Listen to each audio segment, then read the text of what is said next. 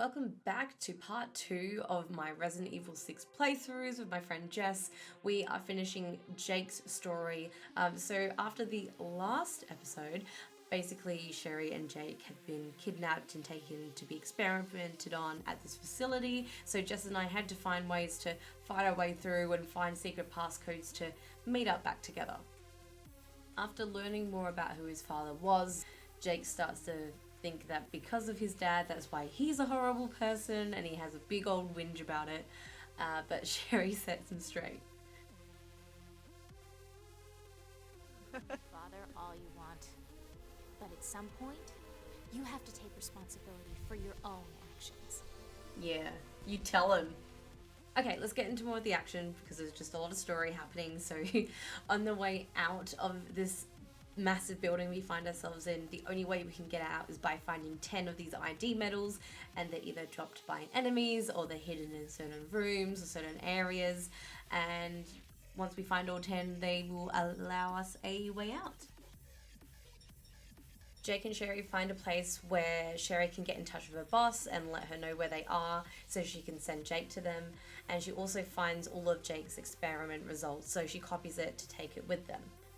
And I know what you're probably thinking, you're going, this is going way too well, like what could go wrong? And they have everything they need. Well, I tell you what, this isn't what I was expecting. Oh god! Oh, you spoke too soon. Every time I think I know what to expect with Resident Evil, there's just some random, over-the-top thing that just takes me by surprise. And this was one of them, was having to be chased by a tank through this big building, and it was the most frustrating part of the stream because if it wasn't me getting run over by the tank, it was Jess, and it was just not a good combination. So we kept getting run over again and again and again and again. You didn't even like. Jesus Christ! I'm doing it. This is so stupid. What? Oh, that's. Eventually we got the hang of it, but it took us so much longer than it needed to be. And just when you think it's over, Oh, you're joking. and after a lot of dodging, we managed to find a motorbike and get the hell out of there. Now, if you saw part 1 to this video, you know that driving and us playing this game doesn't go too well. But this was just another really long chase. We reunited with our favourite Chris. Now, the hard thing about making this video in particular is that there was so much good story elements, but the actual gameplay itself was kind of ordinary. There wasn't too much going on, so this is one of my favourite parts from the stream, was getting to watch Sherry and Leon reunite and meet each other again. And it was just so heartwarming, and I think because it was my first game, I was just so excited to see them together again. So we find out that Leon is looking for a guy called Simmons, who actually turns out to be Sherry's boss, and it causes a bit of conflict, and Jake becomes a overprotective boyfriend, quote unquote. I don't know what's going on with that relationship there. It's very, very strange. So they decide they're all going to work together because look who's back. Yeah. It's our favourite. There he is. Ustanak. I think I pronounced his name right now. I couldn't get it right before, but he literally won't leave us alone. He's very obsessed with us. I think my favourite part of this fight was just being so engrossed in trying to get Ustanak off my back, and then having Jess come through on a boss, pedal to the metal.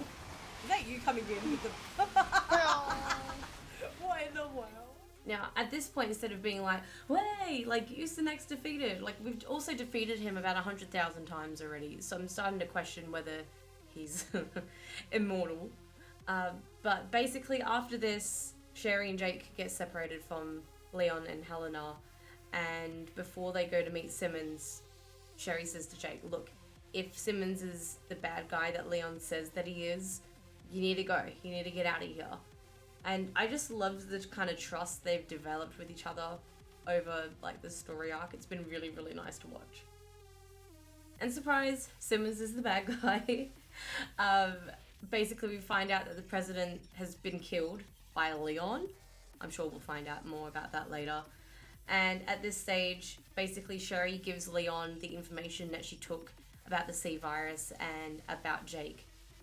But as Jake and Sherry try to escape, Sherry starts to get taken away, which leads to some cool slow motion butt kicking emotional shots of Jake trying to save her, and that's how it ends. If you would like to see more of this playthrough of Resident Evil 6 that I'm doing at the moment, I'll either catch you in the next video, I'll catch you on Monday nights where I stream Resident Evil and we are working our way up to Resident Evil Village. How exciting!